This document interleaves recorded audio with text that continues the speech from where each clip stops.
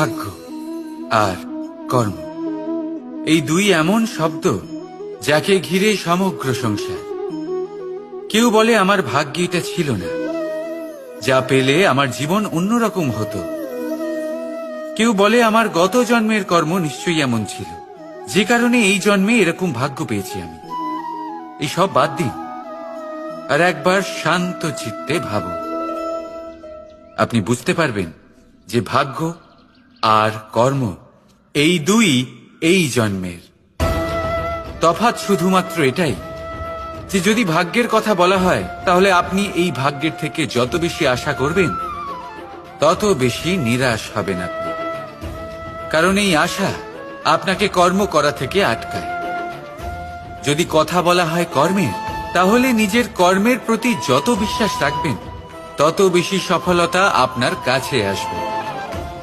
তাই একটা কথা মনে রাখবেন, ভাগ্য আপনার কর্ম নির্ধারণ করে না, কিন্তু আপনার কর্ম আপনার ভাগ্যকে অবশ্যই নির্ধারণ করে। রাধা রাধা। বন্ধুত্ব সংসারের সব থেকে বড় সম্পর্ক এই বন্ধুত্ব। জীবনে মা, বাবা, ভাই, বোন, এইসব সম্পর্ক আমরা বাঁচতে পারি না, কারণ এগুলি আমরা জন্মের সাথেই পাই। কিন্তু বন্ধুত্ব একটাই এমন সম্পর্ক যেটা আমরা বাছাই করতে পারি, যা আমরা বানাই, যা আমরা এগিয়ে নিয়ে যাই। তাই এই বন্ধুত্ব নিয়ে গর্ব করুন। যাকে আপনি বন্ধু বেছেছেন তাকে নিয়ে গর্ব করুন। যদি আপনারা দুজনে একসাথে থাকেন তাহলে সেটা নিয়ে গর্ব করুন। যদি আপনার বন্ধু জীবনে এগিয়ে যায়, সফলতা পায়, তাহলে গর্ব করে বলুন, এই সফল মানুষটি আমার বন্ধু। যদি আপনার বন্ধু কোনো কারণে পিছিয়ে পড়ে, কোনো বিপদে পড়ে যায়, তখনও গর্বের সাথে তার পাশে দাঁড়িয়ে বলুন যে এই মানুষটি আমার বন্ধু।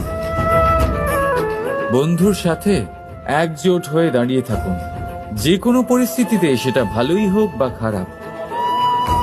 এটাই মানুষের সব থেকে বড় পরীক্ষা।